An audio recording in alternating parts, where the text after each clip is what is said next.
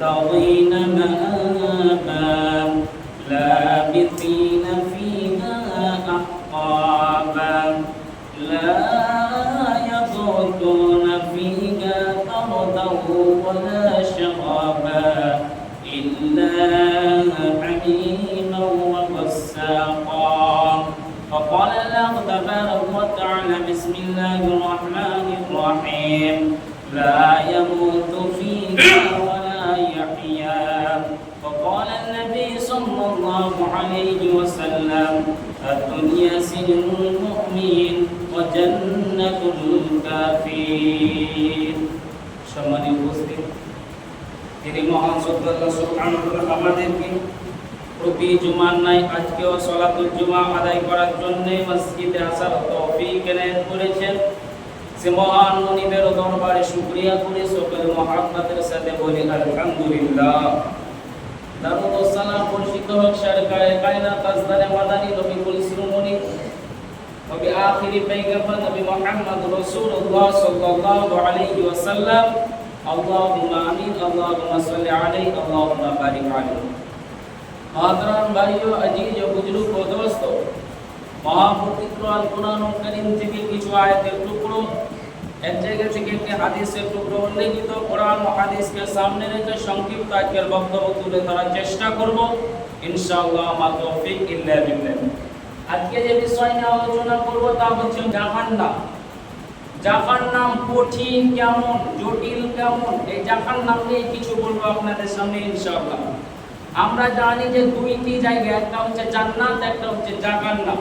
যদি ভালো কর্ম করি, আল্লাহর বিধিবিধান মানি, আল্লাহর গোলামি করি, আল্লাহর ইবাদত করি, তাহলে জান্নাত যাব, জান্নাত পাওয়া যাবে।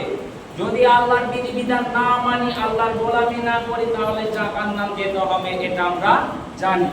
এবার পৃথিবীতে যেই লেভেলের মানুষ হোক, তাকে যদি বলা হয় তুমি কোথায় যাবে, জান্নাত না জাহান্নাম বলো তো, সে বলবে আমি জান্নাত যাব।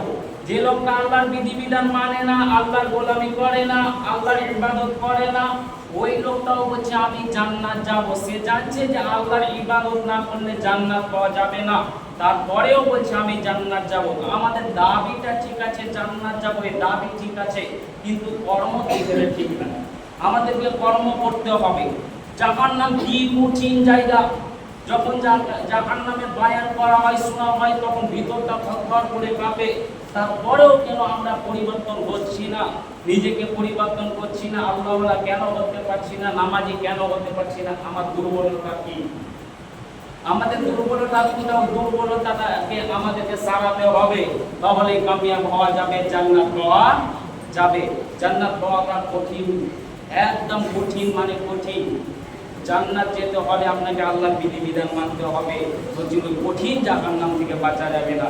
আল্লাহ সুবহানাহু ওয়া তাআলা সূরা নামাতে বলছেন, দেখেন বিসমিল্লাহির রাহমানির রাহিম ইন্না জাহান্নামা কানাত মিরসাদা লিত্তাগিনা মাআবা লাবিথিনা ফিহা আহকাবা لا يذوقون فيها بردا ولا شرابا।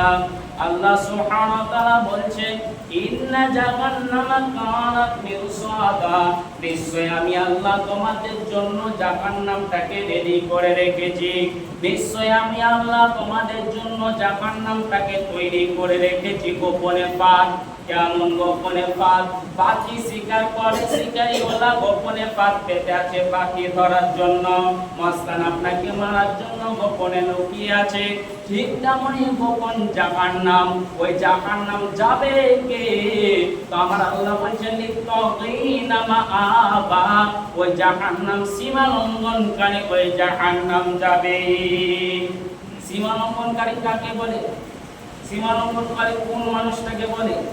আমি তো নামাজ পড়ি, আমি তো দিনদার, ইমানদার, আল্লাহওয়ালা, মুত্তাকি, মুমিন, তাহলে কি আমি কি সীমা লঙ্ঘনকারী? তো আমার আল্লাহ বলছেন না না, সীমা লঙ্ঘনকারী ওই লোকটাকে বলা হয়। আল্লাহ নামাজ পড়তে বলেছে, আপনি নামাজ পড়লেন না, নামটা পরিষ্কার থাকবে না, দিনদার থাকবে না, ইমানদার থাকবে না, মুত্তাকি থাকবে না, নামটা হয়ে যাবে সীমা লঙ্ঘনকারী। তো আমার আল্লাহ বলছেন ওই জাহান্নাম যাবে কে?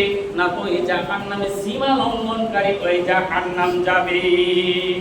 সীমা লঙ্ঘনকারী ওই জাহান্নাম যাবে। মুআয বিন জাবাল একজন সাহাবী, আল্লাহ নবী তাকে 10 খানা ওসিয়ত করেছিলেন, 10টা উপদেশ দিয়েছিলেন। 10টা বলতে বলতে সময় শেষ হয়ে যাবে, তার মধ্যে একটা বলবো 3 নাম্বারটা। মুআয বিন জাবালকে বিশ্বনবী কি বলছেন দেখে, মুআয বিন জাবাল রে, ও মুআয রে, আমি আখিরি পয়গম্বর বিশ্বনবী, নবীদের নবী, সারা জাহানের নবী, আমি বলে গেলাম মুআয রে, তুমি আমার উম্মত উম্মতিদেরকে বলে দিবে, আল্লাহর বান্দা বান্দীদেরকে বলে দিবে, তারা যেন ইচ্ছাকৃত ইচ্ছা করে ভালো মিজাজে এক ওয়াক্ত ফরজ সালাতকে না ছেড়ে দেয়। কেননা আল্লাহর কোনো বান্দা বান্দি, আমার কোনো উম্মত উম্মতি যদি ইচ্ছাকৃত ফরজ সালাত ছেড়ে দেয়, তো আমার আল্লাহ বলছেন আমি আল্লাহ বান্দার সঙ্গে সম্পর্কটাকে কেটে দিলাম। আল্লাহ বান্দা বান্দা আল্লাহ সম্পর্কটা কেটে যায়। আমার আল্লাহ বলছেন আমি আল্লাহ বান্দার সঙ্গে কোন রকমের সম্পর্ক রাখতে চাই না। আল্লাহ বলছেন আমি সম্পর্কটাই কেটে দিলাম। আমি আমার বান্দাকে ভালোবাসি, যা কিছু প্রয়োজন পৃথিবীতে সব আশা পরিপূর্ণ করে দিই, যেটা দরকার সেটাই দিই, কিন্তু সে যদি ইচ্ছাকৃত এক ওয়াক্ত দু ওয়াক্তের কথা বলি, এক ওয়াক্ত যদি সালাত ছেড়ে দেয়, তাহলে আমি আল্লাহ বান্দার সঙ্গে সম্পর্কটাকে কেটে দিলাম, তার দিকে আমি ঘুরেও তাকাবো না। হতভাগা মানুষের দল আজকে এক ওয়াক্ত দূরের কথা 5 ওয়াক্তে কেউ সালাত আদায় করছে। তাহলে আপনার সঙ্গে আল্লাহ কি ব্যবহার করবে আপনি কল্পনা করে দেখেছেন? একটা উদাহরণ দিলে আমাদের বুঝতে পারবে। এখানে কোনো মানুষকে যদি বলা হয় আচ্ছা আপনি বলেন তো ভাই আপনার বিবিকে কেমন ভালোবাসেন, আপনার স্ত্রীকে, কি বলবেন? আমি আমার বিবিকে অনেক ভালোবাসি, অনেক মায়া করি, মহব্বত করি। আমার বিবি আমার ইচ্ছাকে পরিপূর্ণ করে দেয়, আমি তার ইচ্ছাকে পরিপূর্ণ করি। এতই আমাদের ভালোবাসা একে অপরে। আমার বিবি যখন দুঃখতে পড়ে, কষ্টতে পড়ে, সে যতটা দুঃখ পায় আমিও ততটা পাই। আমি যখন দুঃখতে পড়ে যাই, কষ্টতে পড়ে যায়, আমি যত কষ্ট পাই আমার বিবিও পায়। এতই আমাদের ভালোবাসা। এবার আপনি আপনার বিবিকে ডিভোর্স দিয়ে দিলেন, আপনার বিবিকে আপনি তালাক দিয়ে দিলেন, তাহলে বিবির সঙ্গে আপনার কোনো সম্পর্ক থাকলো না। এবার আপনার বিবি কোথায় দুঃখতে পড়ে গেছে, খুব বালা মুসিবতে পড়ে গেছে, আপনার কষ্ট হবে না। কেন দুঃখ হবে না? যেহেতু তার সাথে সম্পর্ক ছিল, সম্পর্কটা কেটে গেছে, এজন্য আপনার ইঞ্চি পরিমাণ দুঃখ হবে না। যেহেতু সম্পর্ক ছিল, সম্পর্কটা কেটে গেছে। তো আমার আল্লাহ বলছেন আমি আমার বান্দা বান্দিকে অনেক ভালোবাসি, অনেক মায়া করি, মহব্বত করি। আমার বান্দা পৃথিবীতে যা কিছু প্রয়োজন আমি আল্লাহ সব কিছু প্রয়োজন মিটিয়ে দিই। এবার আমার আল্লাহ, আমার বান্দা যদি ইচ্ছাকৃত এক ওয়াক্ত ফরজ সালাতকে ছেড়ে দিল, আমি আল্লাহ সম্পর্কটাকে কেটে দিলাম। আমার বান্দা কোথায় বিপদে পড়েছে, অসুখে পড়েছে, আর কিছুতে বালা মুসিবতে পড়ে গিয়েছে, আমি আল্লাহ তাকে উদ্ধার করব না। কেননা যেহেতু সে ইচ্ছাকৃত ফরজ সালাত ছেড়ে দিয়েছে, আল্লাহ বান্দা আল্লাহ বান্দা বান্দা আল্লাহ সম্পর্কটা কেটে গেছে, আমি আল্লাহ বান্দার সঙ্গে কোন রকমের সম্পর্ক রাখতে চাই না। এবার আল্লাহ বলছেন আমি মদ নেশাকে হারাম করেছি, কিন্তু হতভাগা মানুষের তলাশ বিভিন্ন নেশাতে পরিণত। তো আমার আল্লাহ বলছেন এই লোকগুলোকে সীমা লঙ্ঘনকারী বলা হয়।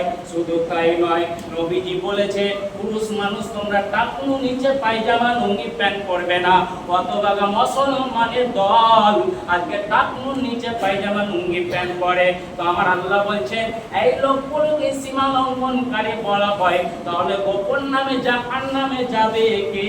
মুত্তাকিনা আবা, ওই জাহান্নাম সীমা লঙ্ঘনকারী ওই জাহান্নাম যাবে। এই সম্পর্ক ওই জাহান্নামে যাবে। ওই জাহান্নামে থাকতে হবে কতদিন? যুগ যুগ ধরে ওই জাহান্নামে থাকতে হবে। ওই জাহান্নাম থেকে ফিরে আসা যাবে না। কঠিন জায়গা, যে একবার চলে যাবে আর ফিরে আসতে পারবে না। আল্লাহ বলছেন দেখেন লাবিতিনা ফিহা আহকাবা, ওই জাহান্নামে থাকতে হবে কতদিন? আল্লাহ বলছে ওই জাহান্নামে যুগ যুগ ধরে অবস্থান করতে হবে, ওই জাহান্নাম থেকে ফিরে আসা যাবে না। মাঝখানে একটা কথা মনে পড়লো, মুসলিম শরীফের হাদিসের কথা বলছি ছোট্ট করে। জান্নাত জাহান্নামের মাঝখানে একটা ফাঁকা ময়দান আছে, ওই ময়দানে আল্লাহ একটা পশু প্রাণীকে কান ধরে টেনে টেনে আনবে, আর আনার পর আল্লাহ নিজের হাতে ও পশুটাকে জবাই করে দিবে। জবাই করে দেওয়ার পর আল্লাহ বলবে, রে আমার জান্নাতীরা তোরা বল বল বল, আমি যে প্রাণী, আমি যে পশুটাকে জবাই করলাম এর নাম কি তোরা বলতে পারবে? জান্নাতীরা বলবে, ওগো আল্লাহ তুমি জবাই করেছো, তুমি ভালো জানো, আমরা বলতে পারলাম না। জাহান্নামীদেরকে আল্লাহ জিজ্ঞেস করবে, যে জাহান্নামীরা তোরা বল, আমি যে প্রাণী, আমি যে পশুটাকে জবাই করলাম এর নাম কি তোরা বলতে পারবি?